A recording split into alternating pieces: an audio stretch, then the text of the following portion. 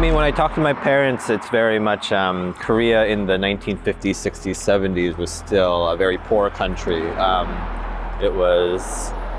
They were recovering from the Korean War and industry hadn't really set in yet.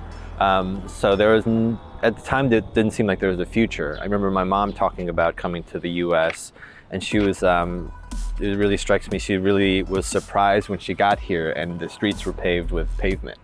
She assumed everything was going to be paved in gold. That's how much opportunity she saw here. You know, being here, I do have different privileges. I don't have to worry about, I guess, starving.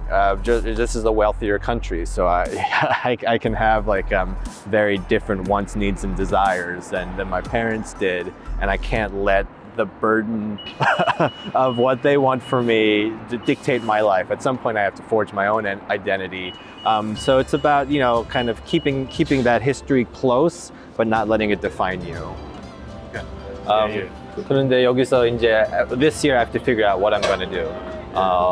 I don't really have a medium, so I'm just trying to figure out what are the resources, what are the opportunities, and then I think out of all the artists that have been brought on, 한국 사람이니까 여기 어렸을 때 여기 많이 왔어요.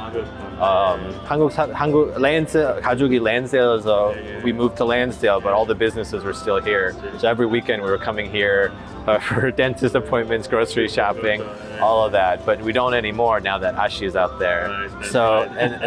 But now that I'm working here on a project, I think what I can do is to access that history and then talk to the Korean business owners that are still here. So I'm interested in connecting with you and other business owners just to see what project I can figure out.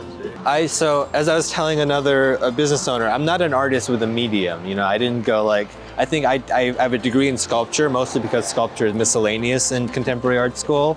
You could just kind of land in sculpture and do anything. Whereas if you're like in painting and you're ceramics, you have to deal with like the past 100 years of history of that medium. So I never fell in love with the medium. So I just kind of like, I pick and choose. I get to pick and choose, am I going to do screen printing this time? Am I going to hire skywriting planes this time? I love the flexibility. When you tell someone you're an artist, that actually means nothing. And I love to play in that flexibility because I get to ask different types of questions. I get to kind of wander off. What people identify are the challenges are actually the most ripe creative spaces to work in. That's the thing that people are going to break down their own barriers and come together to work on. But yeah, sometimes it is a limit of imagination that's saying it's like, well, what we need is X because we've seen X before and we've seen X work. But actually, what we just require is a slightly different imagination to address what is actually a really interesting and rich space to work in. When you're my type of artist and you're looking for that direction, I need to have these different categories. And I think art is playing around with the imagination and definition of the place.